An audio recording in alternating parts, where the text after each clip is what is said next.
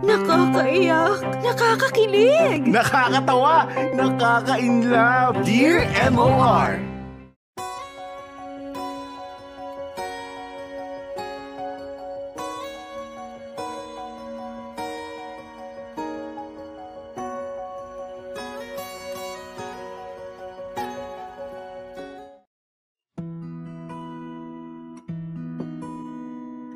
Dear MOR, hello at magandang araw sa inyo Popoy at Bea. At isang mapagpalang tanghali din sa lahat ng kagaya kong avid fan ng inyong programa. Ako si Jonard. Hindi ko tunay na pangalan. Isa akong public school teacher. Sumulat ako sa inyo dahil alam kong marami ang makaka-relate sa kwento ng buhay ko. Popoy at Bea, meron akong long-time girlfriend. Olivia ang pangalan niya, pero tawagin na lamang natin siyang Olive. Pareho kami ng kurso noong kolehiyo, pero magkaiba kami ng major subject. Third year na kami ni Olive noong nag-umpisa ang relationship namin. Now, I'm 27 years old. Sa tagal ng pagsasama namin ni Olive, marami na kaming pinagdaanan at mga nalampasan na mga pagsubok. Sigurado na rin kami sa isa't isa. Actually, matagal na nga akong nagpaplano na alokin siya ng kasal, ang kaso nga lang, hanggang ngayon ay hindi ko pa rin natutupad ang plano kong yun.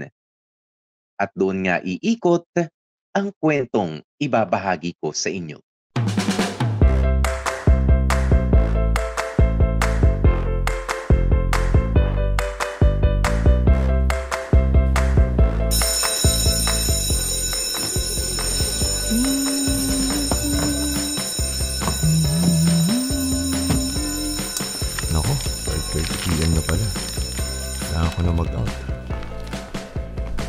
Hanep, Sir Jonard on time kang uuwi ngayon.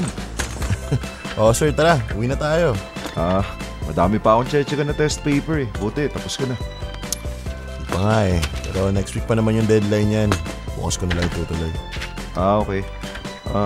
Parang nagmamadali ka. Mukhang excited ka. May lakad? Oo, magkikita kami ng girlfriend ko. Yun naman pala eh. Kaya excited umuwi. May date pala. Minsan na nga lang makalabas ng magkasama eh. Okay yan, sir. Sana all make a date. Enjoy! Salamat, sir.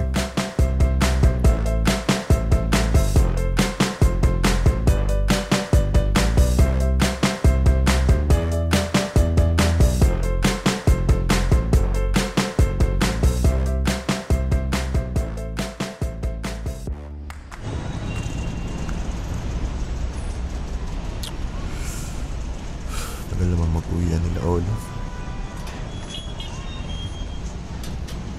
Hi, love. Kanina ka pa? Uy, love. Mga 15 minutes na siguro. Ganun ba? Sorry ha. Nagturo pa kasi ako ng remedial subject eh. Okay lang, love. Halo ka nga, matatagalan ka pa eh. Tara na. Baka naghihintay na si Janine sa meeting place natin. Sige, love. Pero daan muna tayo saglit sa bahay okay lang? Naiwan ko pala yung hinihiram niyang textbook eh. Okay, love.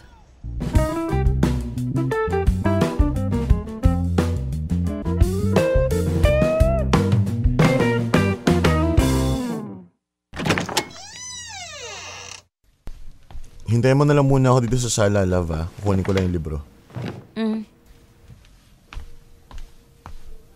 Saan pa yung libro na yun?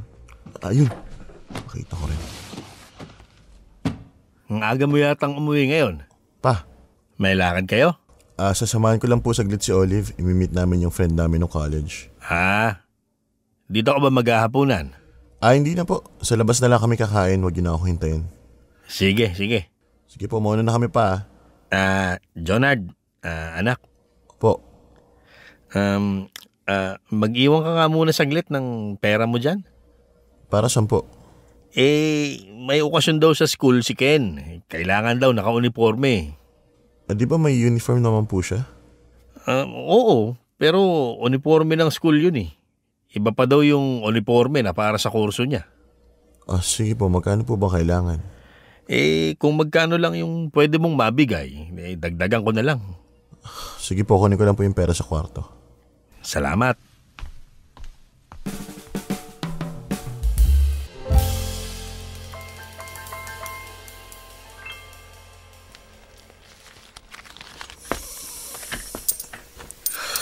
Babawasan pa ipon ko. Nasaan ka na ba kasi? Sabi mo kagabi may pupuntahan ka lang. Hanggang ngayon hindi ka pa umuuwi. Ay nako, yun naman po yung mag-asawa. Sabihin mo lang kung wala ka ng balak umuwi. Kung umasta ka kasi, parang binata ka pa rin eh. May asawa at anak ka na, Sherwin. Kailan ka ba magtitino? Wala pa rin pinagbago. Ano? May lakad na naman kayo? Hindi ka pa talaga nakontento sa isang magdamag na wala ka dito sa bahay. Ilang beses mo nang ginagawa yan ah. Hiwalayan mo na kasi. Hindi pwede ang gusto mong mangyari, Sherwin. Hindi pwedeng aalis ka, gigimik ka, na parang wala kang sariling pamilya. Baka nakakalimutan mo. Nakikitira pa rin tayo sa pamilya ko kaya hindi pwedeng... Hello? Hello? Sherwin! Wala nang pag-asa magbago yung asawa mo, te. Sabi ko naman sa'yo, di ba? Pag-isipan mo muna mabuti bago ka pumayag na magpakasal. O, tingnan mo nangyari sa'yo. Kinasal na kayo't lahat, nagkaroon na kayo ng anak, buhay binata pa rin. Hindi ko na alam ang gagawin ko sa buwisit na to eh. Papayuan sana kitang kausapin mo ng masinsinan eh. Kaso mukhang hindi na makukuha sa pakiusap yung asawa mo. Ilang beses nyo nang napag-usapan yung tungkol dyan, di ba? Hindi ko pwedeng hiwalayan si Sherwin. Ayokong lumaki si Lily na walang ama. Kaysa naman lumaki siyang nakikita na ganyan ng ama niya. Ate, kung natatakot ka na wala kang makakatuwang sa pagpapalaki kay Lily, nandito kami. Si Papa, si Ken, ako. Maraming pwede maging father figure yung anak mo. Hindi hamak na mas magandang halimbawa kami kaysa dyan sa asawa mong walang pinagbago.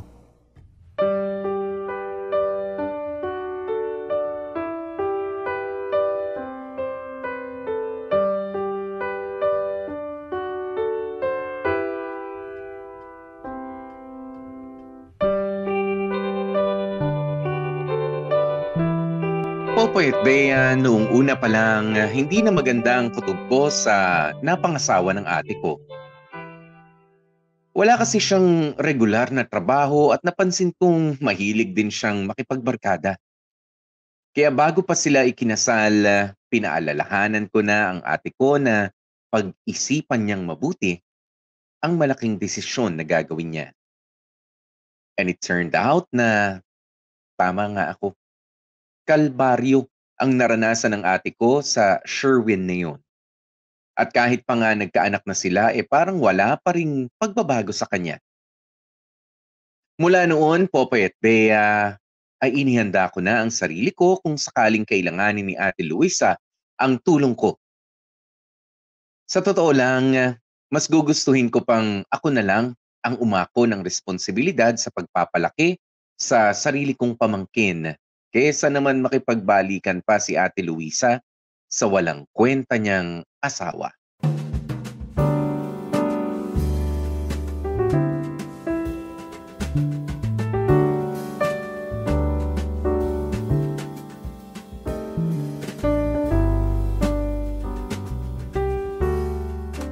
Oh, basta love ha. Pag uwi mo, i-ready mo na yung mga gagamitin mo bukas ha. Maaga ang lakad natin. Ha? Anong oras ba tayo aalis? 8:00 ng umaga. Di ba masyadong maaga yun, love? Sa makalawa pa naman yung kasal, diba? Oo nga. Pero nakakahiya kasi. Ikinuha nila tayo ng hotel para ma-accommodate tayo. Saka mahaba-haba din ang biyahe. Tapos traffic pa. O sige, huwag kang mag-alala. Ayusin ko na lahat ng gamit ko pagdating ko ng bahay. Okay, love. Andito na ako, love. Tawagan na lang ulit kita mamaya, ha? I love you. Okay. I love you too. Nasaan na ba kasi yung papel? Akin na kasi. Sa akin naman nakapangalan yun eh. Sherwin? Kukunin mo? Tapos ano? Ibibenta mo lang para may panggimik ka? Diyos ko naman, Sherwin. Yan ang nga lang kaisa-isang bagay na naipundar mo, gagamitin mo pa sa mga walang katuturang bagay. Ano mo pakialam mo? Pera ko naman yun. Hindi mo pwedeng kunin yun ng ganun-ganun na lang. Ginagamit ko yun sa paghahanap ng trabaho. Ate, ano nangyayari? Saka ang ginagawa mo dito? Pilit yung kinukuha yung motor. Malamang ibebenta niya na naman para may pangtustos sa bisyo. Hoy, wala akong bisyo. Mag-ingat ka sa mga sinasabi mo, ha? Talaga? Hindi ba bisyo yung pagsusugal? Yung pagtambay niyo gabi-gabi kung saan-saan? Bakit ba? Hindi naman ako nangihingi ng pera sa'yo, ah. Pwede ba tama na yan? Minsan na nga lang kayo magkita, nagsisigawan pa kayo. Ito ang ate mo, eh. Ayaw pang ibigay sa akin yung rehistro ng motor, eh. Hindi talaga namin ibibigay yun sa'yo. Ano kasi niswerte? Uwi ka lang dito kasi may kailangan ka? Tigas din ng bungunin yung pamilya, eh, no?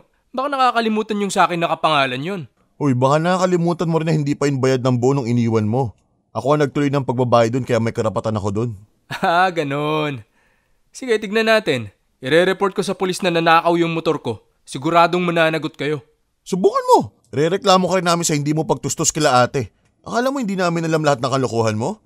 Alam namin na may ibang babae ka. May hawak kaming ebidensya. Pwedeng-pwede ka namin reklamo ng concubinage. Malakas ang laban namin sa'yo. O ano? Gusto mo kami subukan? Sige. Ano? Matahimik ka.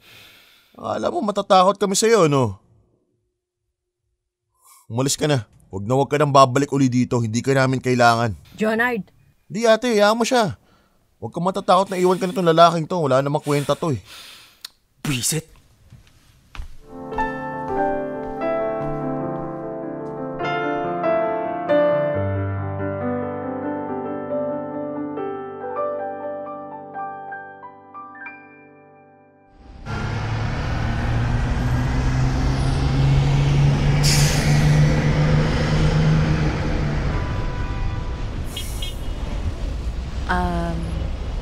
Love, Yes, love.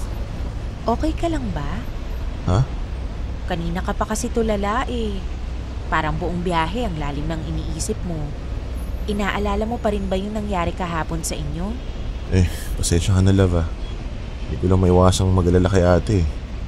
Lalo pag bumalik na naman yung mokong na Sherwin na yun. Huwag kang mag-alala, love. For sure, mag-i-enjoy ka dun sa kasal nila Shaira. Buti nga lang pinush nating maka-attend para kahit papano makapagbakasyon ka rin at makalimot pansamantala sa problema. Oo nga eh. Parang kailan lang nung maliit pa yung pinsan ko na yun, ako yung pinagbabantay sa kanya ng mama niya kasi ang likot-likot niya. Palagi siyang nadadapa eh. Pero ngayon, ikakasal na siya. Halos yata lahat ng pinsan ko kinasal na eh. Love? Tayo kaya? Kailan? Ha? Kasi 'di ba, matagal naman na tayo. Pareho naman tayong may maayos na trabaho. Hindi pa ba tayo magpapakasal? Love, for sure darating din tayo dyan. May tamang panahon naman para sa lahat, di ba? Oo, pero kailan kaya? 2 years from now? 5 years? O baka naman 10 years pa? Ikaw mag-alala. Once na matapos lahat yung problema namin sa bahay, makapagtapos lang si Ken at makahanap na maayos sa trabaho si ate, maplanuhin na natin yung kasal natin, okay? Promise? Promise.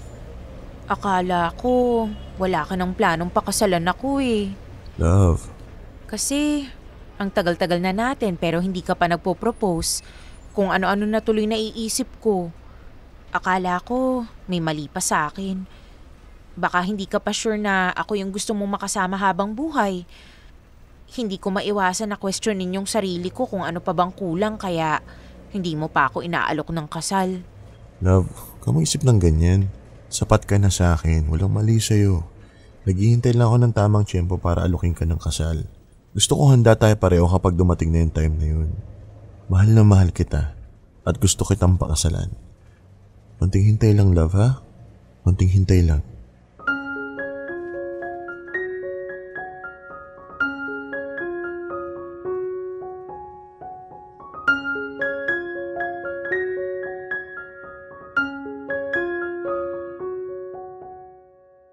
Popoy at Bea, that wasn't the first time na nagtanong si Olive ng tungkol sa kasal. May mga pagkakataon na nagbibiro siya tungkol dito at minsan naman ay dinadaan ni Olive sa simpleng parinig. Hindi ko alam ang isasagot ko sa kanya sa tuwing napag-uusapan namin ang bagay na yon. Ang alam ko lang, sigurado na ako kay Olive at wala na akong ibang gusto makasama habang buhay. Binibigyan ko siya ng assurance na siya lang ang gusto kong mapangasawa, but I know na minsan, hindi na sapat ang assurance lang, lalo't pareho na kaming tumatanda ni Olive. On the other hand, Popoy at Bea, hindi na nagparamdam pa ulit yung bayaw kong si Sherwin. Tuluyan niya ng tinalikuran ng responsibilidad kay ate at sa pamangking ko. Wala pang maayos na trabaho noon si Ate Luisa kaya ako muna ang sumasalo sa lahat ng mga gastusin sa bahay. Idagdag niyo pa yung pagpapaaral sa bunso naming kapatid na si Ken. Hindi ko kayang pabayaan ang pamilya ko kaya naman kahit nagustuhin ko ng lumagay sa tahimik, ay hindi ko pa rin ito magawa.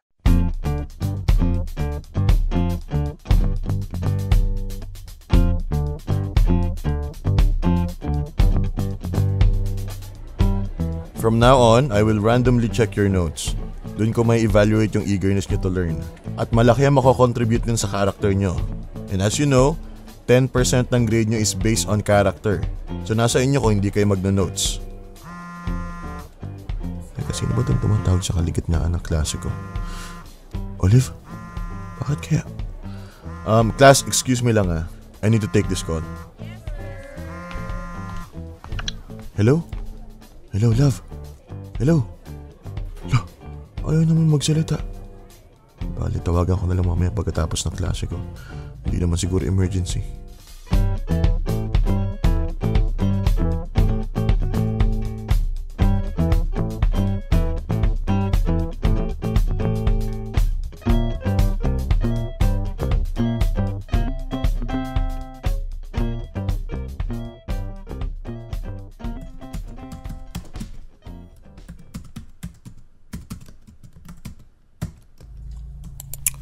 Agal naman ang internet.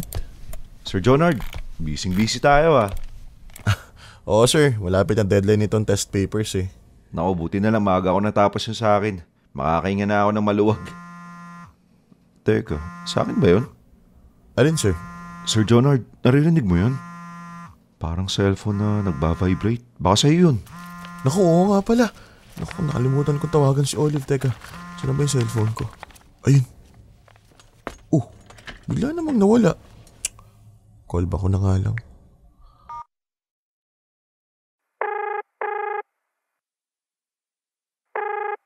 Ayaw namang sagutin.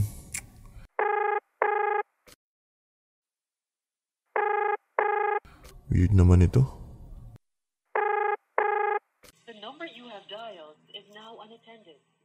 Puntahan ko na nga lang sa kanila mamaya.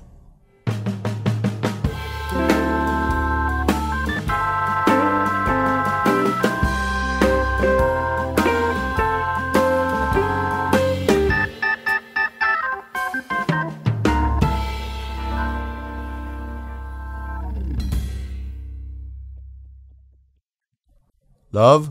Tao po. Love? Wait lang. Oh, love. Napadaan ka. Nag-aalala ako sa'yo, love eh. Nakailan tawag ka sa akin kanina kahit habang nagkaklase ako. Hindi mo naman usually ginagawa yun. Tapos pag tinatawagan naman kita, hindi ka sumasagot. Okay ka lang ba? Huh? Oo naman. Okay naman ako, love. Are you sure? Oo, love. Napipindot lang siguro yung phone sa bulsa ko. Love, alam kong sinasadya mo yun. Okay ka lang ba talaga? Promise, love. Okay lang talaga ako. Sorry kung pinag-alala kita. O sige, kung ayaw mo sabihin ngayon, okay lang. Pero hindi muna ako alis hanggat hindi ko nasisigurong okay ka. Gusto mo kumain sa labas? Love? Sige na, mag-prepare ka na. Alam kong hindi ka okay, kaya titreat kita sa labas. Bis ka na, hintayin kita dito. Love naman eh. Alam mo talaga kapag may pinagdadaanan ako. Siyempre naman, kabisado na kita, no? Sige na, mag-ready ka na. Pupunta tayo sa paborito mo kainan. Okay, love.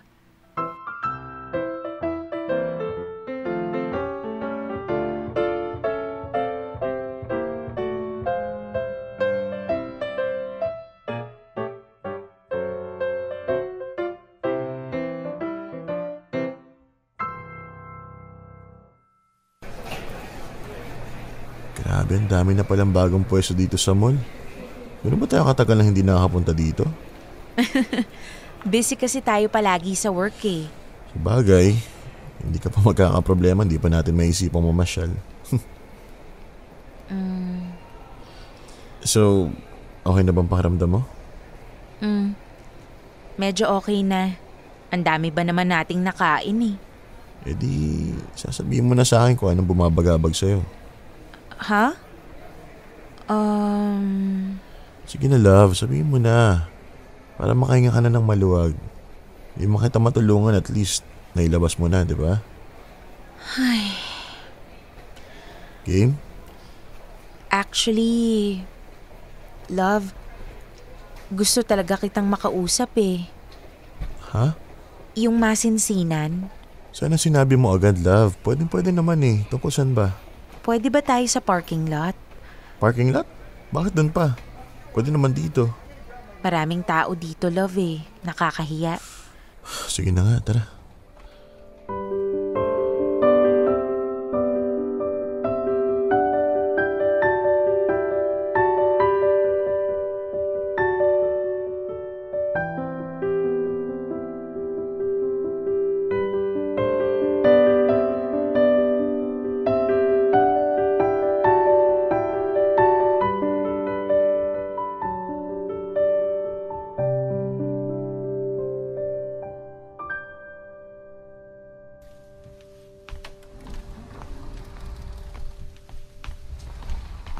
Well, nandito na tayo, love. Game na. Ano ba yung sasabihin mo? Ano kasi, love eh. Love? Yes. Love, huwag ka sanang magagalit sa akin. Bakit, may nagawa ka ba? May ibibigay kasi ako sa iyo eh. Sana tanggapin mo. Ano yun? Ito oh. Ano to, sing-sing? Love, sorry. Hindi na kasi kita mahintay eh. Kaya ako na lang yung gagawa nito. Love, pakasal na tayo please. Will you marry me? Love? Love, ano kasi, hindi dapat ikaw yung gumagawa nito. Alam ko. Pero ginawa ko na. Kasi naisip ko na baka nahihiya ka lang or kinakabahan or baka hindi mo alam kung paano mag-propose. Love, di ba sabi mo, mahal mo naman ako at sure ka naman sa akin? Sure din naman ako sa'yo eh. Kaya nga, ako na yung magpo-propose eh. Hindi ko in-expect to, love. I know. At hindi ako ready. Ha? Hindi pa ako ready, love.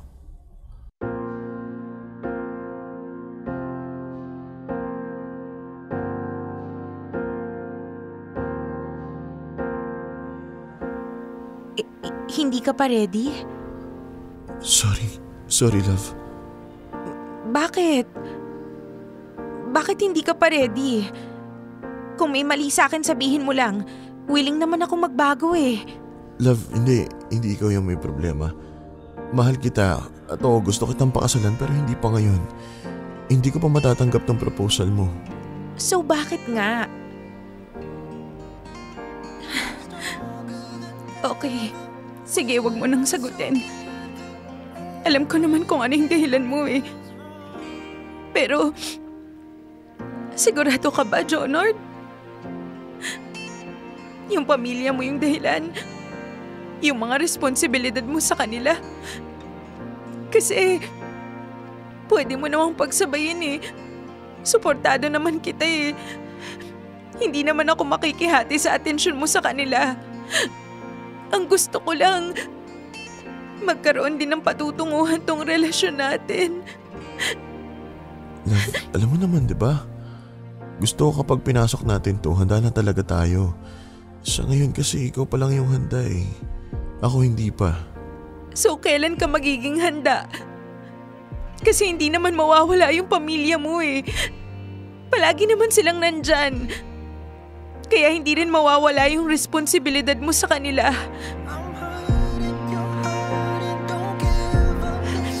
Pero sige, hindi kita pipilitin. Sorry kung nabigla kita. Sorry kung hindi ako makapaghintay na maging ready ka. Love? Love, saan ka pupunta? Love!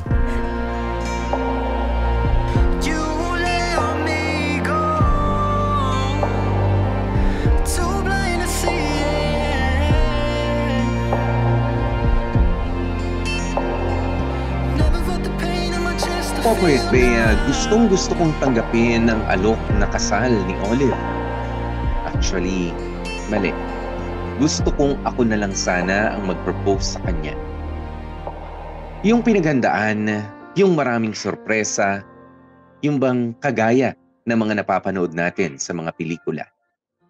Gusto kong makita ang magiging reaksyon niya sa oras na lumuhod na ako sa harap niya at hingin ang kanyang kamay sa pagpapakasal. Iyon ang eksenang pumapasok sa utak ko sa tuwing naiisip ko ang planong pag-propose sa kanya. Kaso nga lang, wala pa ako sa sitwasyon para gawin yun. Na kahit pa nga siya na ang mag-alok ng kasal, ay hindi ko pa rin tinanggap. Naramdaman ko ang sakit na nararamdaman ni Olive noong mga sandaling yon, Popoy at Bea. Alam kong binigyan ko siya ng sama ng loob. Nasaktan ko siya ng hindi sinasadya at hindi ko mapatawad ang sarili ko sa nagawa ko. Pero noong mga panahon na yon ay hindi ko pa nakikita ang sarili ko na ikinakasal dahil nga kailangan pa ako ng pamilya ko.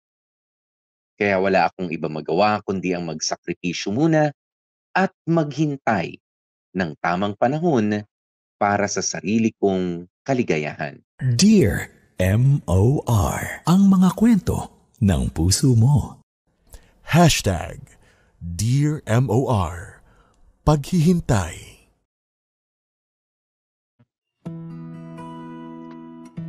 Popoy at Bea, pagkatapos ng eksenang yun, ay hindi ako kinausap ni Olive ng ilang araw. Sinubukan kong kausapin siya pero para humingi ng tawad pero sa bigat ng sama ng loob niya sa akin ay hindi niya nga ako magawang harapin. Akala ko hanggang doon na lang talaga kami.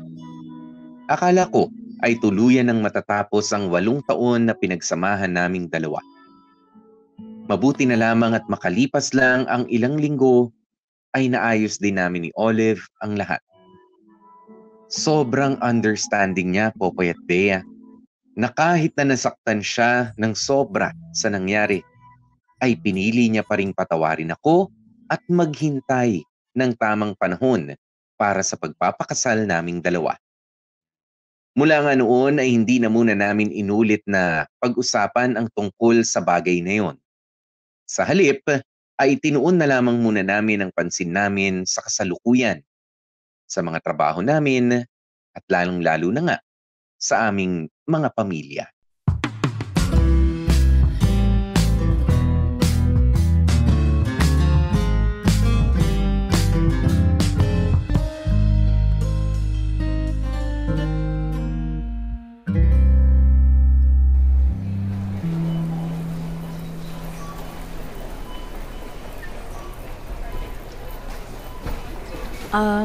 Kompleto na ba lahat ng napamili natin? Wala na ba akong nakalimutan? Make sure na kompleto lahat, Love. Baka magalit si Ate Cora pag kulang-kulang yung bitbit natin pa uwi. Oo nga eh. May pagka-nagger pa naman yun. Pero I think kompleto na to. Sure ka? Oo, Love. Nacheckan ko naman lahat yung nasa list ko eh. At saka, kailangan na rin nating umuwi kasi hinihintay niya na tong mga lulutuin sa dinner. Sa bagay. O tara na. Let's go?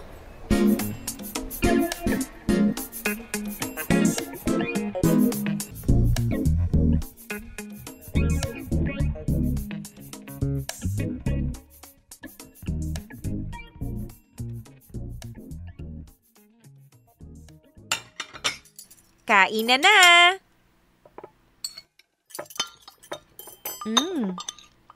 Ang sarap. Wala pa rin kupas ang luto mo, ate. Aba, syempre. Araw-araw ko ba naman ginagawa yan? Praktisadong-praktisado na ako sa pagluluto, no? Buti na lang po nakahanap kayo ng Pinoy na amot sa ibang bansa, no? Hindi na kailangan ng maraming adjustment. Oo naman. Pero kahit naman ibang lahi yung amo ko, kayang-kaya ko naman pakisamahan yun. Sa tagal ko nagtatrabaho sa ibang bansa, kahit anong lahi, kaya kong mag-adjust. Sabagay. Hoy kayong dalawa, Bakit, ate? maiba tayo ng usapan. Ano po yun? Alam nyo, nakailang balik na ako sa ibang bansa. Nakailang uwi na rin ako dito sa Pinas. Hanggang ngayon, hindi pa rin kayo kasal? Ilang taon ka na, Olive? 29, ate. Gano'n na kayo katagal? Bale... Jonard, 10 years na po. 10 years? Kailan pa kayo magpapakasal? Napag-uusapan naman namin yan, ate. So kailan? Kayo bang dalawa engaged na? Hindi pa po. Bakit hindi pa? Ate, Ano, Jonard? May bala ka bang pakasalan tong kapatid ko? Opo, meron naman po. Sus! Baka sinasabi mo lang yan para hindi ka hiwalayan ni Olive. Baka naman deep inside, wala ka talagang balak pakasalan siya. Meron po. Promise, sumahanap lang po ako ng pinakamagandang tiyempo. Kailan pa yung pinakamagandang tiyempo na sinasabi mo? Magta-30 na tong si Olive next year. Kailan mo siya pakakasalan? Kapag lagpas 30 na siya? Hindi naman po. Alam mo, Jonard, ang babae, may hirapan ng magbuntis kapag tumungtong na ng 30. Abay, kalbaryo aabutin nito sa pagbubuntis kung hindi yung sisipagan ngayon pa lang. Ang tagal nyo nang magjowa, wala pa rin kayong plano magpakasal? Kung wala kang planong pakasalan ng kapatid ko, hiwalayan mo na lang. ate naman. Jonard, hindi umuusad ang buhay nito kakahintay sa'yo. Buti sana kung may hinihintay talaga siya sa'yo. Kaso, sa nakikita ko parang naghihintay siya sa wala. Kung ganon, mas mainam ng palayain mo na lang siya. Hayaan mong may makilala siyang ibang lalaki na handa siyang pakasalan. Deserve ng kapatid ko ang pagkakataon na bumuo ng pamilya, Jonard. Kung hindi mo kayang ibigay yun sa kanya, hayaan mong hanapin niya yun sa iba.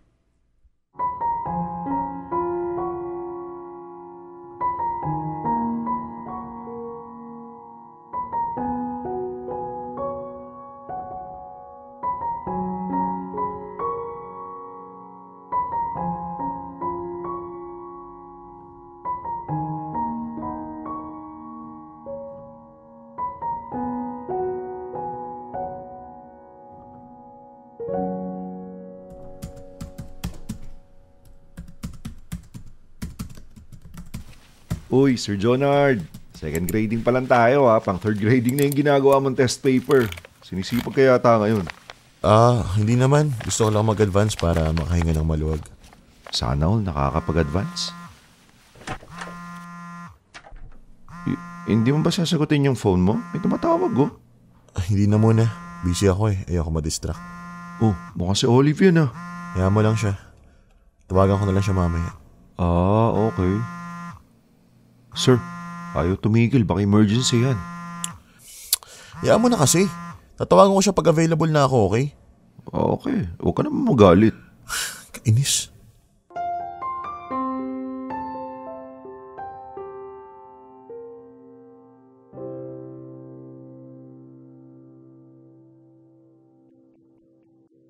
Tao po. Tao po. Jonard? Teka, boses ni Olive yun Silipin mo sa bintana. Jonard? Jonard! Parang may naghahanap sa'yo sa labas. Shh! Ate, huwag kang maingay. Bakit? Si Olive yun. Si Olive pala Bakit ka nagtatago? Basta, ate, pwede bang ikaw muna humarap sa kanya? Ha? Ba't ako? Sige na, please.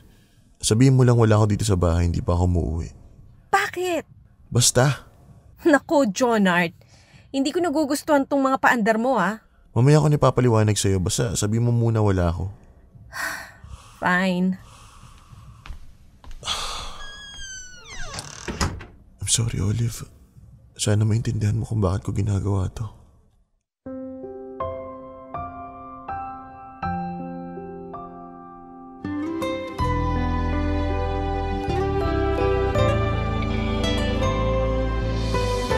Popoy at Bea, yes, I ghosted Olive. Hindi ko siya kinausap ng mahabang panahon. Hindi ko siya hinarap para ipaliwanag ang naging desisyon kong yun.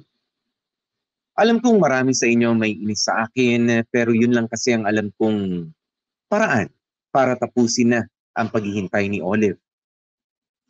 Pagkatapos kasi ng pag-uusap namin ng ate Cora niya, ay marami akong mga naging realizations. Hindi po pwedeng maghintay sa akin si Olive habang buhay.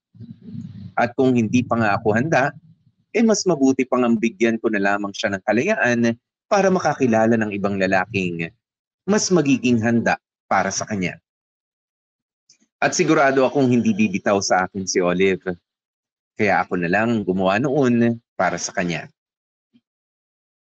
Popoy at Bea, masakit para sa akin na gawin ang desisyon na yun. Araw-araw akong inuusig ng aking konsensya.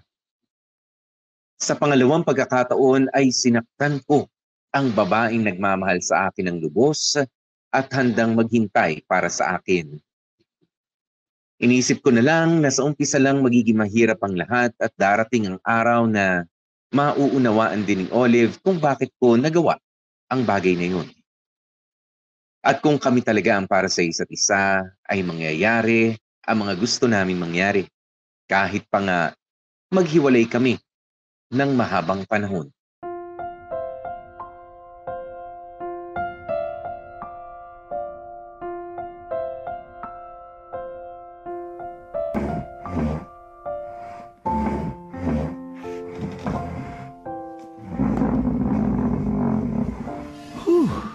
Nakakapagod.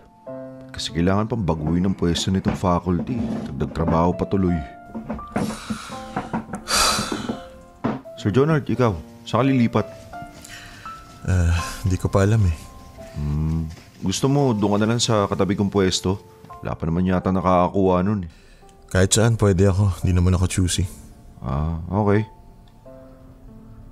Ay sir, kanina ka pa nakatitig dyan sa lumang picture niyo ni Ma'am Olive ah. Ha?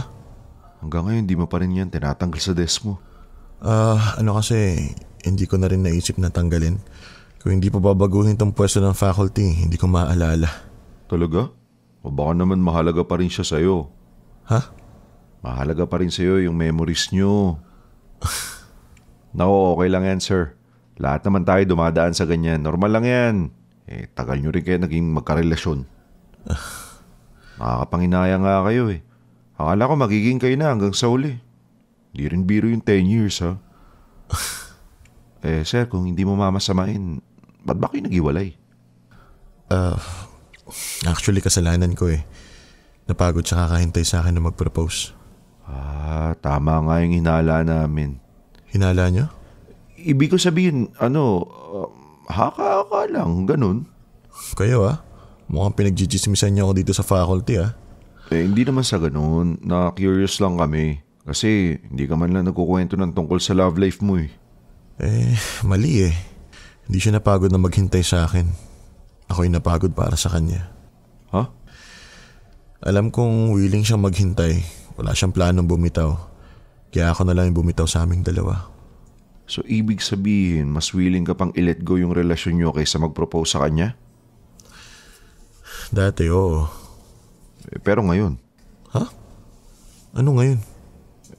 Kung ngayon kanya tatanungin, handa ka na mag-propose? Oo naman. Bilis sumagot Kaso wala na siya eh. Ganun talaga ang life. Saka na lang natin nare-realize ang mali natin kapag may nawala na. Yung totoo, sir. Alam ko science ang major mo Kailan ka pa naging philosophy teacher? Ngayon lang.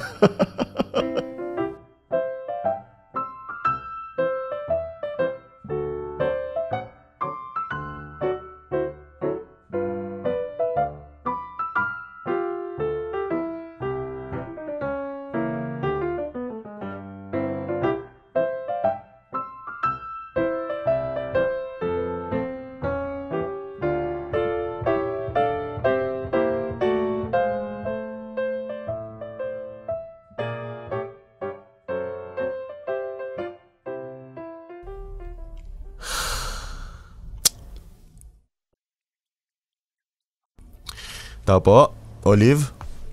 Ano po yun? Si Olive nandyan? Naku, natutulog na eh. Napagod sa trabaho. May event kasi sa school kanina. Bakit? Wala naman. May ipapasabi ka ba? Wala naman. Napadaan lang. Okay. Sige, mauna na ako. Pare, sandali. Ha? Kilala kita eh. Ikaw si Jonard, di ba? Oo. Hindi ko alam kung anong sadya mo at pumunta ka dito. Pero kung hindi mo pa alam, ako na magsasabi sa'yo.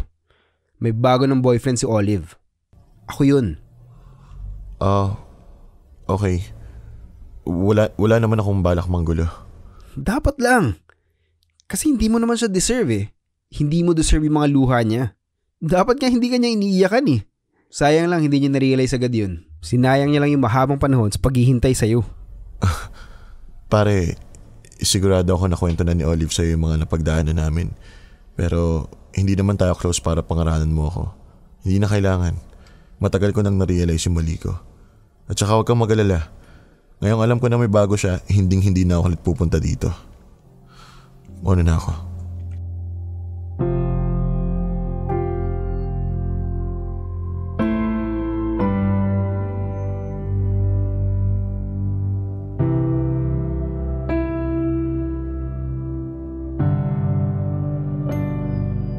Popoy at Bea, I know very well na hindi ko deserve si Olive.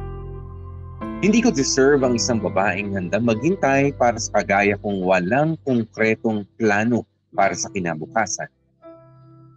Mabuting tao si Olive at marami ang magmamahal sa kanya ng buong buo.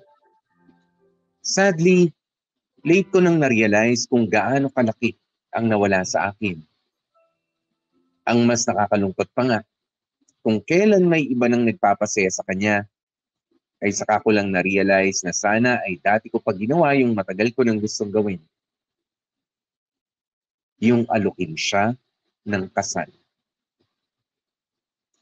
Going strong ang relationship ni Olive sa bago niyang boyfriend, Popoy at Bea. Aminin ko, from time to time, ini-stalk ko pa rin sila sa social media just to make sure na naaalagaan si Olive ng tama.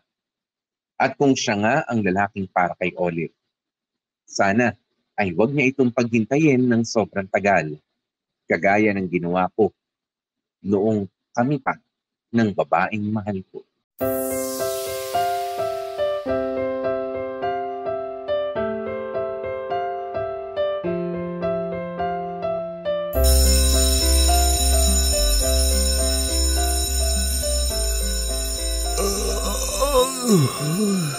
Sa wakas. Isang buong linggo din naman na natapos. Makapagpahinga na ulit sa bahay. Diretso uwi ka na? Oo sir, sana ako gagawa ng mga paperworks na yan. Ibig ko sabihin, di ka sasama sa amin? Bakit, may lakad kayo? Oo kaya, buong faculty, di mo alam? Saan? Sa mall. May mga promo sila ngayon para sa Teacher's Month. Ngayon na yung last day, sulitin na natin. Anong mga promo? Basta sumama ka na lang kasi para malaman mo. Tara, weekend naman bukas eh. Bukas ka na lang magpahinga. Sige na nga. Yon.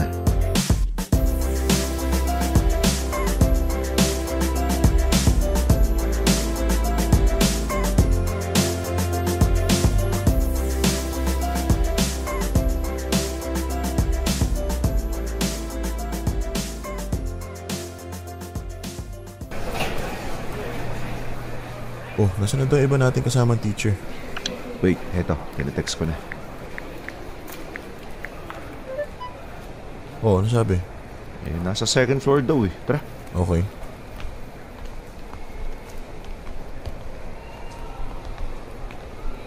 Uy, okay to 50% discount on Teacher's Month? Ba, oo nga no. Check ko lang saglit to sir Uy, nihintay na nila tayo. Sus, for sure matatagalan pa yung iba doon. Mauna ka na, susunod ako. Saglit ka lang Oo, saglit lang to. May titingnan lang akong books. O sige, hintayin ka namin. Sige.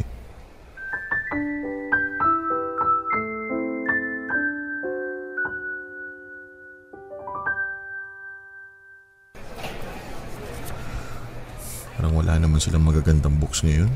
Baka naman sold out na. Ay, makabili na nga lang ng bagong red ballpen. Excuse me miss, may nalaglag ka. Miss, nalaglag mo tong notebook. Olive? Jonard? Hi, yung notebook mo nalaglag. Salamat. Long time no see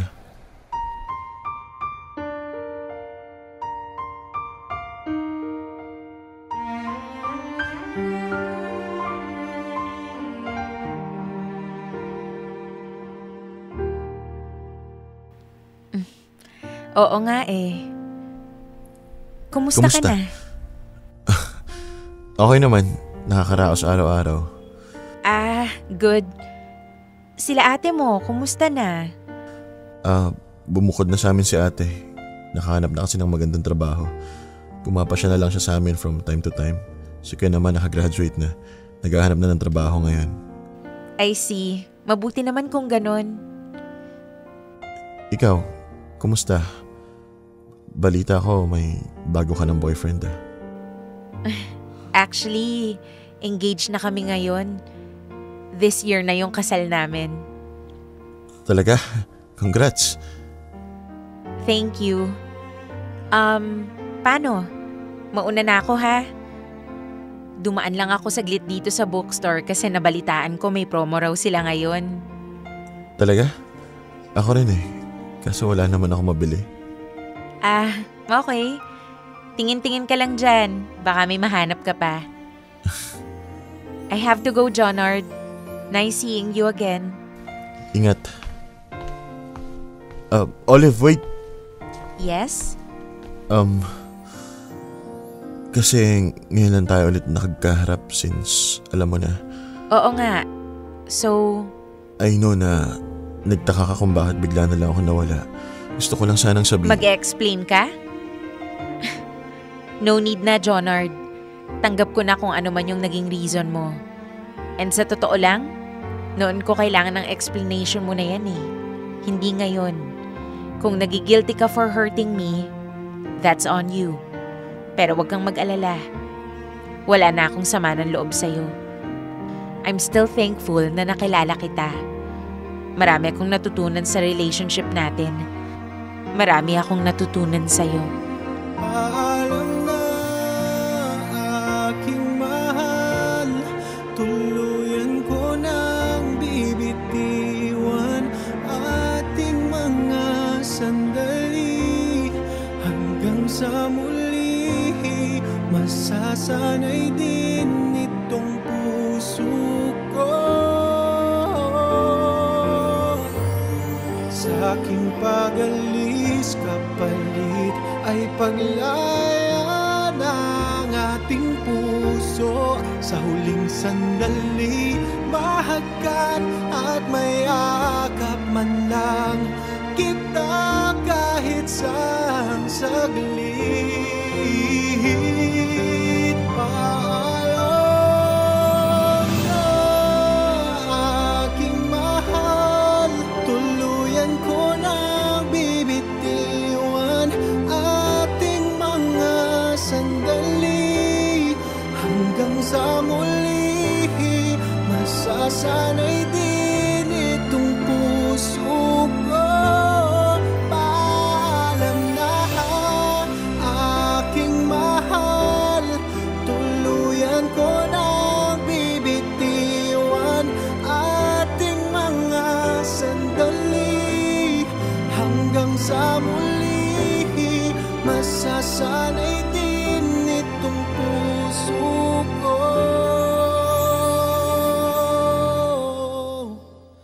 Umibig mag-isa.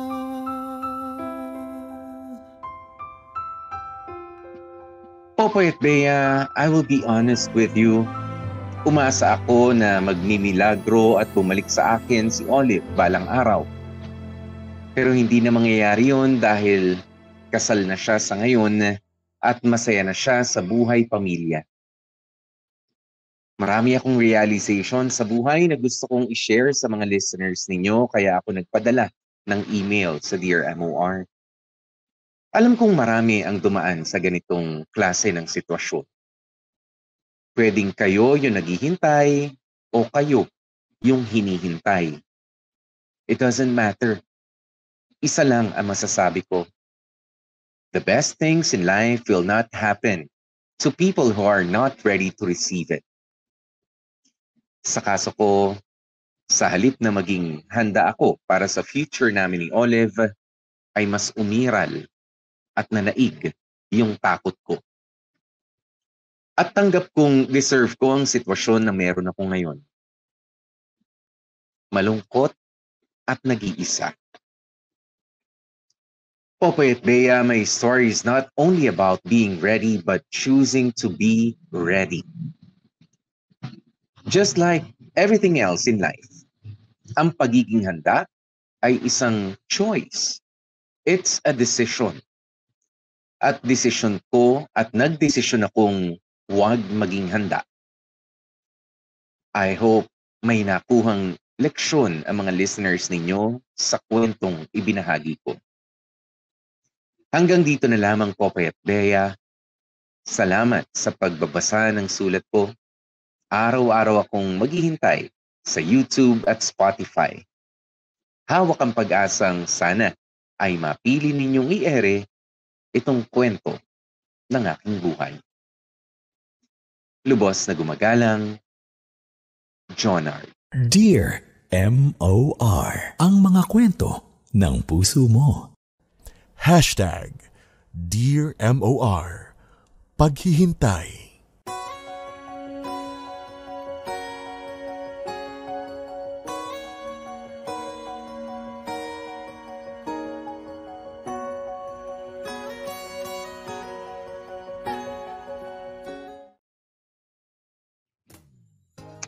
Mga kapamilya, oras na natin. It's 23 minutes makalipas ang 2:00 ng hapon at yan na nga, no? Ang kwento at mga leksyon sa buhay na ibinahagi sa atin. Itong letter sender natin na si Jonard na nanghihinayang dahil sayang. Ngayon lang nabuo ang kanyang loob, 'di ba, na harapin sana ang buhay pamilya. Kung kailan wala na sa kanya yung babaeng ready na maghintay sana at magmahal sa kanya habang buhay. Nga lang, sabi niya nga, hanggang ngayon, punong-puno pa rin siya ng panghihinayang. Maganda, may mikropono ka, girl. Hello. Ayan, sorry. Alam mo, Popoy, hindi na bago sa atin. Aminin mo, hindi na bago sa atin yung mga ganyang storya na mga 10 years na or yung iba nga higit pa. Tapos Yes, babe. parang, ang tawag dito, pinuputak tayo ng mga katanungan, kailan ba kayo magpapakasal and all that. And eto ha, I mean, lahat naman tayo mag-a-agree na wag kayong magpapakasal out of pressure, out of yung pressure sa mga tao sa paligid, at pressure din sa sarili mo na, oh my God, tumatanda na ako, yung mga ganyan-ganyan. If you're not ready, you're not ready. Kaya lang kasi syempre mga kamarkada, it's not that simple na I'm not ready, ganyan. Pansinin nyo, doon sa umpisa ng storya, palagi nagtatanong si Olive na bakit? 'Di ba? Ilang beses nakatanong si Olivia, bakit ganyan. Kasi anong tawag dito, if I remember correctly, may na-discuss na tayong ganito na story recently lang, no? At sinabi din natin doon na sinabi ko doon, kami mga babae, willing to wait kami diyan sa mga kasal-kasal na mga ganyan, mga proposal na mga ganyan. As long as you make it clear to us na may hangganan at meron tayong nasa isang page tayo na one day, isang araw, makakarating tayo doon sa sa end game, doon sa kasal nga. Ang naging problema kasi dito kay Jonard sinasabi niya, yeah, we will one day. Pero wala kasing mahirap nga namang magbigay ng timeline, exact timeline, no? Like, Walang definite pero syempre, nakulangan siguro kasi si Olive dun sa parang enthusiasm at yung nakulangan si Olive dun sa parang nakikita niya kay Jonard na solid yung desisyon ni Jonard na yes, magpapakasal tayo. And nakulangan din ng ang tawag dito, detailed information, kumbaga, what is wrong, what what's keeping you? What's taking us long? Ganyan. Alam mo Bea, putulin lang kita diyan, ano? Kasi dito sa nangyari, it's not actually ganyan na nagpilit pa si Olive. Nagtatanong lang naman at tumulong pa yung ate niya. Okay, yung ate, si ate, anong pangalan ni ate? Carla? Chloe? Basta si ate. Ayan, hindi ko na kuha yung pangalan ni ate. Ate Cora. Ate Cora! Tanyo, wala dun sa ano to. Ayan, si ate Cora. Okay. Kasi, ang sumuko dito, hindi naman si Olive. Diba? Doon sa waiting game. Ang sumuko ay hindi na si Olive, ang ating letter sender mismo, si Jonard, ang sumuko doon sa pressure. Diba? Na doon sa pressure ng sitwasyon na magpakasal na kayo, ganyan-ganyan, kasi nga ginost niya. Tinaguan na. Diba? At hindi na nagpakita, hindi na nagpaliwanag si Jonard. Well, this is what makes it different doon sa nauna nating i-discuss, Bea. Dahil noon, hindi na makahintay yung babae, sige, ayaw pa rin. Hanggang sa huli, walang ghosting na nangyari. Pero dito, ayan na. 'Di ba? Kasal na ang pinag-uusapan, hindi na ito mga casual dates lang, hindi na ito mga dating game pa lang. 'Di ba? Nandun na sila sa almost the end game. Pero yun nga, merong end game na nangyari. It's the end of the relationship. 'Di ba? Yun ang narating nila, pero sa isang hindi magandang pamamaraan nitong si Jonard, at yun nga yung ghosting na tinatawag natin. Napakahirap niyan. Bea, alam mo yung may ilan ako mga kaibigan na inis dahil sabi ko, nasa na, pagka nakikita-kita kami from time to time, nasa na si Jowa. Ay nako, Popoy, ginost na naman ako. Yan yung mga ganyan. Masama ang loob. Ang dami niya na naikwento. Sabi ko, 3 months in pa lang naman kayo sa relationship ninyo, di ba? Pero yun pa lang, kahit na 3 months, kahit na kalahating taon pa lang sila magkakilala, ginost, masakit yun para sa isang taong nag-invest na rin ng totoong feelings niya para sa isang relationship. Lalo pa nga, kapag mahabang panahon na ang ginugol mo, 10 years is 10 years. Tapos ghosting ang magiging sagot mo sa kanya. O yung biglaan na lang na hindi pagpapakita, hindi na lang pagpapaliwanag. Kasi to be fair with Olive, okay? To be fair with Olive, yung pressure na yun, willing niyang samahan pa rin si Jonard. Di ba? Nagsalita yung ate niya, nagsalita yung kaibigan ni Jonard, kahit sino pang nagsalita sa paligid ninyo. If you are both willing to wait, okay? Itong si Jonard, si Olive, na sige, pagbibigyan kita, love kita, Jonard okay yun. Alam mo, may nakita akong comment dito ni Paul Santos kanina sa YouTube. Sabi niya, ang hilig niyong makinig sa sinasabi ng ibang tao. Diba? At totoo po, alam niyong kasama yan sa pagka ikinakasal na ang dalawang individual, kasama yan sa paalaala at sa dasal doon sa simbahan, 'di ba? Those whom God has joined together, let not man put asunder. Ang taong pinagkaisa ng Diyos ay hindi mapaghihiwalay ng tao. Pero dyan, sa parting yan, di ba, hindi pa nga kasal, pero you're on your way. You're almost there, but not quite. Willing kang samahan ni Olive. It was you, Jonard, and you alone na bumitaw doon sa relationship. Kasi okay lang naman sa kanya. Ayan, sinasabi ni ate, yan ang sinasabi ng kaibigan ko, yan din yung sinasabi ko, pero nag-a-adjust nga ako sa'yo, Jonard. Di ba, hindi mo inalam kung ano yung ikinakatok ni Olive. 'Di ba, nung panahon na sinimula mo na siyang i-ghosting o taguan, malay mo naman nandun lang siya to comfort you and to assure you na hayaan mo na yung mga sinabi ni ate, maghintay lang tayo. Sige, you focus on your family, yung priority mo muna at nandito lang ako sa tabi mo. Hindi mo siya pinakinggan, 'di ba? O kung hindi man yun nasasabihin niya, baka naman sabihin, ay nako, dito ako nagpababa at ihing-ihi ako. Hindi mo rin inarap yung tao, di ba? Makisiar man lang. So, yung mga gano'n. Sayang. Kung alam mo, Bea, napakarami sana talagang mga na-save na mga relationships. Kung nagkaroon lang tayo ng lakas ng loob, hindi naman laging pakikipaglaban. Di ba? Laban mo. Ganun yung iba eh. Gusto tapang lahat yung tapang yung bit-bit eh. Hindi ho. Konting pakikinig, okay? Hindi yung sasabihin mo, kundi yung mga bagay na maririnig mo mula sa partner mo. That is what's more important sometimes. Di ba? You just have to listen. Di ba? You listen first before bago ka before you panic. Di ba? Before you decide ng katulad nito, malaking desisyon yung ghosting na ginawa ni Jonard. Dahil yun ay marka ng kanyang pagsuko na sa pressure na hindi naman talaga ibinibigay na sa kanya nitong si Olive. Di ba? Wala, nagkakaintindihan na kayo eh. Mas nanalo yung binigay mo sa sarili mo, Jonard, na pressure. Kaya sayang, pero it's there. Kaya sana, kung may leksyon ngang nakuha ang mga natin dito, no, is yung tapang, talino, di ba? Yung tapang tibay ng dibdib. Hindi naman kailangan nga, sabi ko, yung tapang na lalapang kita, yung ganyan, para may sibat, may baril na no, hindi ganyan. Kailangan lang ikaw ay malakas ang loob. Di ba? May paninindigan, may pangunawa, ayan, talino, ayan, at syempre meron ka dapat baon na pagpapatawad at totoong pag-ibig.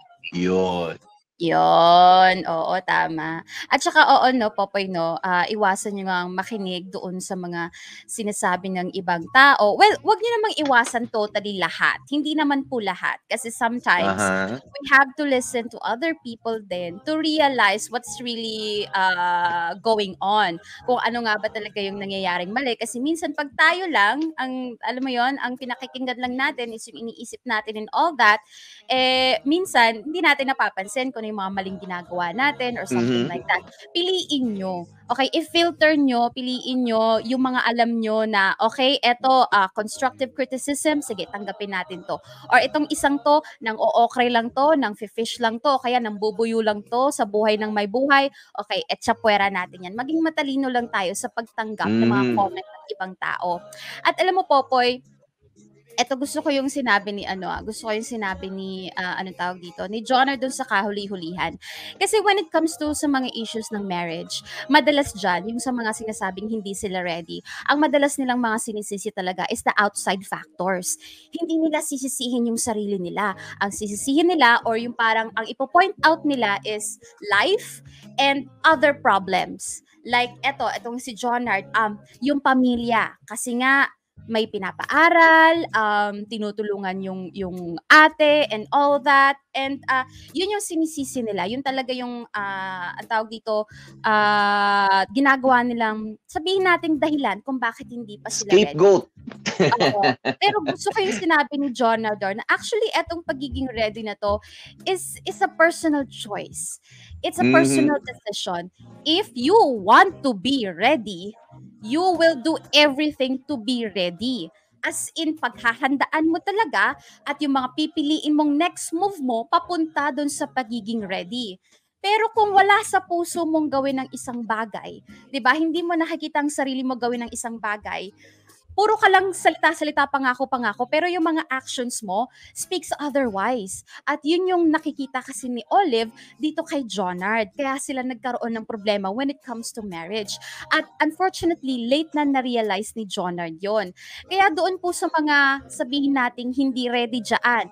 Okay, we get it. We don't want to put pressure sa inyo, yung mga time pressure, mga timetable na mga ganyan.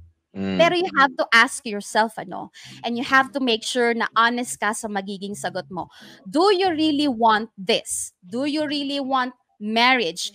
It may not be today or tomorrow kasi definitely hindi naman gano'n na pag sinabi mong yes ngayon, bukas kasal agad. Hindi po gano'n. Minsan isang taon, ang tinatakbo ng paghahanda, pag-iipon, di ba? Mhm. If you really want to get married and to have a family. Kung ano ka, yes, agad ang sagot mo, okay, gawa na natin ng paraan, isipin mo na, ano ba yung mga kailangan kong gawin para pumunta doon? Pero kung ayaw mo, hindi mo pa nakikita ang sarili mo, lalo na labas po dito yung mga bata pa, okay? Labas kayo dito. Pero yung mga matatagal na magkakarelasyon, Facebook at na matatanda ito, ganun ba?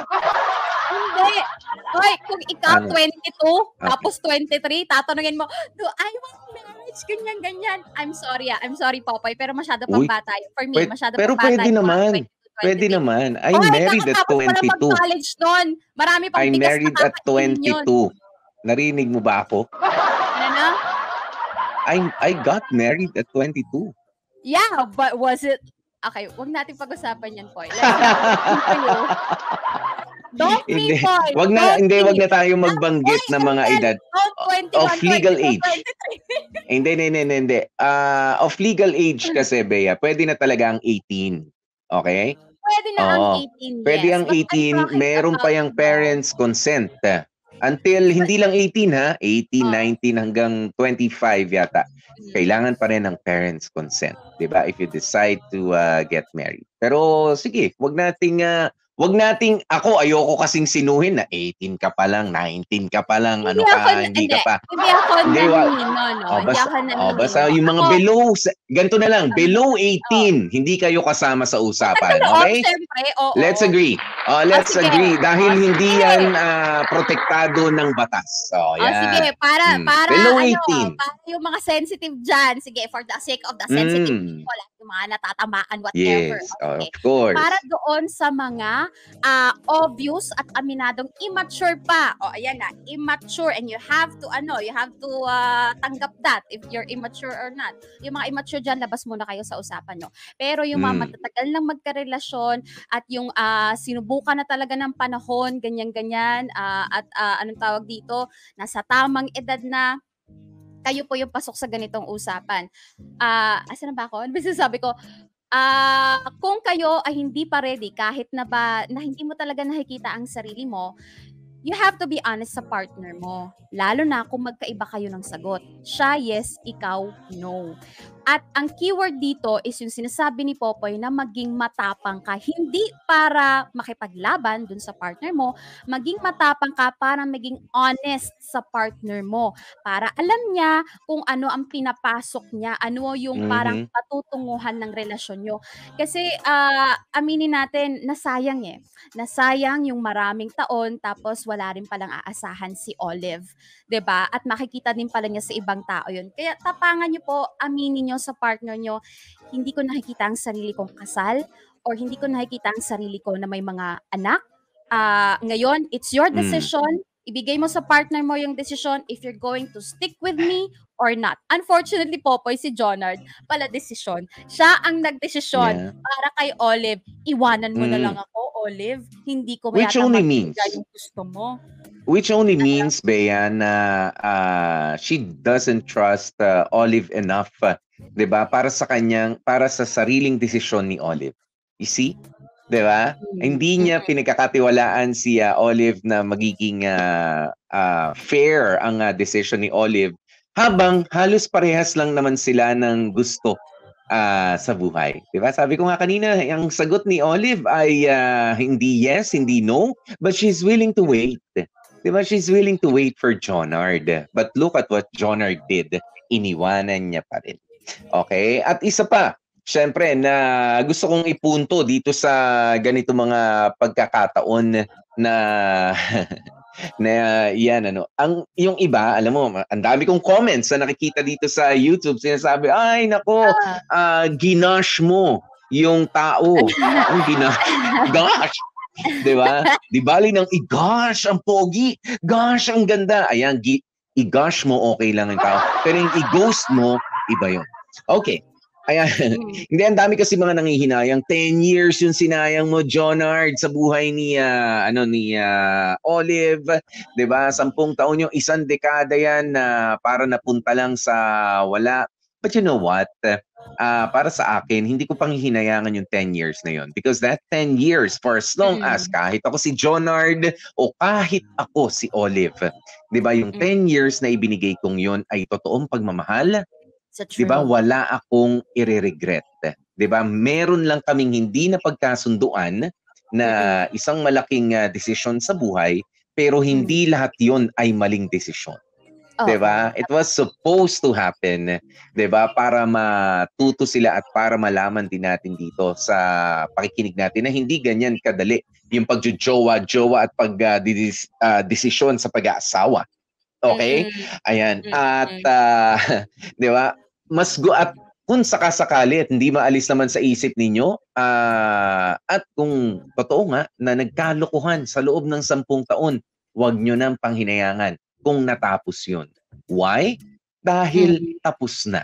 Dahil tapos na. Yung lokohan in 10 years na nangyari, kung totoo man, para sa iba. Okay? Hindi na para kay Jonard and Olive. Alam natin, nagmahalan sila ng totoo. Pero para dun sa iba, diba, na naloloko ng mahabang panahon at sakaling malalaman nyo na niloloko ko ng 10 years, 15 years, panghihinayangan ko pa yun, gusto kong ibalik, gusto kong gumanti, gusto kong balikan. No. Sayang. Diba? You you focus your energy, you focus your plans para doon sa susunod pa na mga taon. Sa susunod na 15 years, 10 years, diba, wag na ron sa nakaraan. Basura na yun, itapon mo na yun. Diba? Kung sakaling ganun man yung naranasan ninyo sa buhay. Oo, just get the lessons and the happy memories. And I'm pretty sure lahat ng pinagdaanan nyo doon sa mahabang panahon na yon will contribute to who you are now. Diba? Ganun yun. Ito, basa tayo ng mga comment, Popoy, no? Si KD Lazaga, sabi niya, parang kilala ko tong si KD Lazaga. No, from time to time, nandyan yan si KD. Oo, diba? Sabi niya, minsan, ang kawalan ng lakas ng loob at pag-iwas sa taong mahal natin ay nakakasira madalas ng relationship. Lalo na kung di na kayo nagbibigayan o nagkakaunawaan sa isa't isa. Ayan, pinapa-shoutout niya si Ate Jedeline at Kuya Sherwin ko na on the way sa Quiapo Church. Okay, ingat po kayo. Sabi ni Chichi Rojo, minsan mahirap talagang maging matapang para sa taong mahal natin. But then again, siguro doon malalaman kung gano'n natin sila kamahal if hindi natin sila susukuan. Well, yung pagsuko case to case, minsan kasi doon mo mapapatunayan na mahal mo yung tao pag sinukuan mo. Case to case basis. Minsan naman mapapatunayan pag hindi mo sinukuan. Pero totoo yan, mahirap maging matapang. Pero you know, to be in a relationship, you really have to be matapang. Kung wala kang tapang, kung tuwag ka, you don't deserve to be in a relationship. Okay? Yeah. Sabi ni... Ito, Bea, si Papa Piolo Pacquiao, sabi niya, you had a valid reason for not wanting to get married yet before. However, you should understand that just because your reason was valid, it would absolve you from any repercussions. Diba? Yung una, totoo naman yun, yung rason nitong si Jonard na kailangan ko lang suportahan yung ate ko na iniwan ng kanyang asawa at wala pa maayos na trabaho, kasama yung pamangkin ko at yung patapos pa lang na isa pa naming kapatid sa pag-aaral, kasama na rin yung tatay ko nagkakaedad na. Diba? Those are valid reasons. Totoo yun. Pero kung yun at yun na lang ang sasabihin mo doon sa naghihintay na jowa mo, ng kasal na hindi lang naman kayo 2 years, 3 years na magkasama at hindi lang naman siya kating-kating na mag-asawa kayo. 'Di ba? Ano na rin, isang dekada na rin kayo nagsasama, 'di ba? Hindi mo naman pwedeng sabihin the same reason year in and year out, 'di ba? Every time na magtatanong siya na kasi ganito, ganyan talaga, yan ba copy-paste yung rason? Yung pa rin. Hindi pa, to be fair, kay Olive, maayos naman itong si Ate Luisa ni Jonard, diba? Minala siya sa pagpili ng partner niya, pero maayos naman si Ate Luisa niya. Ayan, tapos yung kapatid niya si Sherwin, wala namang problema. Diba? I think masyado niya lang. Minsan, alam mo tayo, para lang makaiwas, kumukuha tayo ng responsibilidad na pwede naman talaga nating ipagkatiwala sa iba or kaya naman talaga nila. Ganyan tayo. Kunyari, ayokong nag-imbita si Bea, birthday niya, ganyan kayo, alam nyo yan. O nag-imbita si Bea, birthday niya sa Tondo, Manila. Tapos ito, magta-thunderstorm, Friday. Tapos sabihin ko, syempre, galing ako Marikina. Naku, muulan, Bea. Sabihin syempre ni Bea, close kami. May sasakyan ka naman Ay, oo nga. Sige, susugod ako dyan. Ayan, kaso, baka bumaha. Yan, yung ang daming mga rason, Bea. Baka bumaha na naman sa Metro Manila. Baka hindi ako makarating sa Tondo. O sige. Hindi naman umuulan pa. Ayan na, medyo madilim na, Bea. Gusto ko talagang pumunta pero medyo madilim na, magta-thunderstorm na, baka bumaha. Or sige, baka makalusot ako. Baka hindi ako makauwi. Hihintayin ako ng mga anak ko. Daming rason. Wag na lang imbitahin. Yung ano ba, ang tawag dito, pinoproblema yung mga problemang wala pa naman. At saka, ito si Jonard, itong pinagtataka ko, no, parang inassume niya agad yung mga responsibilities na mga ganyan. Sinabi ba ng ate niya na, uy, ikaw naman ang bahala sa amin. O kaya dun sa sa pamilya, huy, ikaw nang bahala sa lahat ha, ganyan. Alam mo yung we love putting pressure to ourselves na alam mo yon na pwede naman nating iwasan because we want to be the kind kapatid or the maasahang kamag-anak whatsoever. Kaya minsan tuloy yung mga bagay na pwede naman nating ipasa sa iba na hindi naman dapat nasa atin, kinukuha natin. Alam mo, Bea, hindi ko na lang ikikwento, no? Meron akong isang tropa noon, niyayaya ko, uy, magkita-kita naman tayo. Hindi itong tropa ko ngayon, ha? Meron akong tropa noon. Tara, kita-kita naman tayo. Ay, naku, alalayan ko si nanay, alalayan ko si tatay sa bahay, hindi sila pwede maiwan na mag-isa, eh. Tapos napadaan ako sa bahay nila, yung tatay niya may binubuhat na hollow blocks. Naglilipat ng hollow blocks. Yung nanay niya nagsasampay ng mga nilabhan. Diba? Okay naman pala. So ang ini-imagine namin nung tropa, ay kailangan talaga ng alalay, baka siya yung taga-bili ng taga-labas siya, Sabi ko, nasan po si yung tropa namin? Nasan po si? Ay, nandyan sa loob natutulog.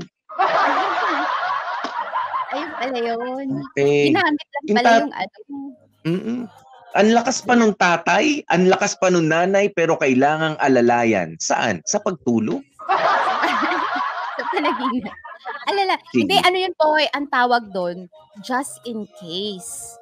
Diba? O, nag-aano lang daw siya. Just in case, di makatulog sina nanay, sina tatay. Nag-aano lang siya, thinking of the future agad. Diba? Baka mamaya, mabagsakan na kung ano si tatay. Baka gusto nga kami talagang makasama, pero may kailangan munang gawin na pag-alalay. Okay. Suma total mga kamorkada, no? If you really want it, you will do everything to get it. But if you're half-hearted, wala. Lahat ng rason makikita mo, mababato mo. Huwag ka lang makarating doon. Huwag mo lang magawa yung bagay na yun. Ayan mga kapamilya, maraming salamat sa isang linggo na naman natin pinagsamahan dito sa Dear MOR. At syempre, Jonard, kahit na binombard ka nga namin, alam naman namin tanggap na mo mauunawaan mo. Ang mga komento namin at syempre mga komento rin ng maraming mga kapamilya natin na nagbibigay ng kanilang kuro-kuro at opinyon sa kwento mo ngayong hapon na ito. Pero I'm quite sure marami ang mapapaisip, Bea. Hindi pala madaling basta mag-asawa lang, 'di ba? Hindi pala pwedeng puro kilig lang.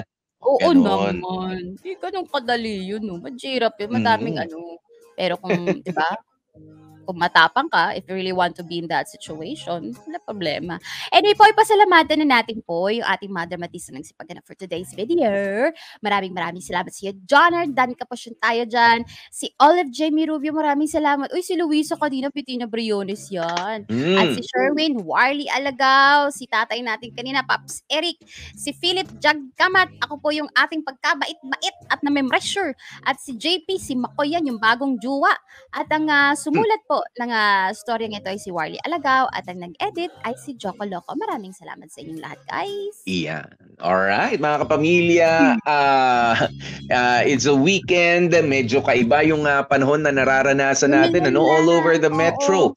Oo, ayan, at kung saang bahagi pa ng bansa natin, ayan, stay safe, stay healthy, at kahit anong mangyari, stay happy, ha? Okay, pero syempre, ang paalaala namin kaninang intro pa lang, you take care of your health. Ako medyo masakit pa rin lalamunan ko, Bea. Hindi ko lang pinahalata. Pero si Bea, ano yan, masama ho pakiramdam niyan. Pero maganda kasi siya. Na po ako. Maganda kasi. Kaya ang unfair, di ba? Kaya magpaganda rin po kayo. Kahit may sakit kayo, magpaganda kayo. Ayan, para hindi halatang may sakit kayo or masama ang pakiramdam ninyo. At para doon naman sa mga walang ganda, Etchos. Wag po kayo lalong sasama ang pakiramdam. Wag sana sumama ang pakiramdam ninyo. Okay? Kung di nabigyan ng kagandahan ng itsura lang. Pero kagandahan ng pakiramdam, yun ang hilingin na lang natin. Kaya, okay. Mga kapamilya, nakasama nyo nga po ang inyong mga lingkod. Ako po si DJ P, DJ Popoy. That's my Guapopoy.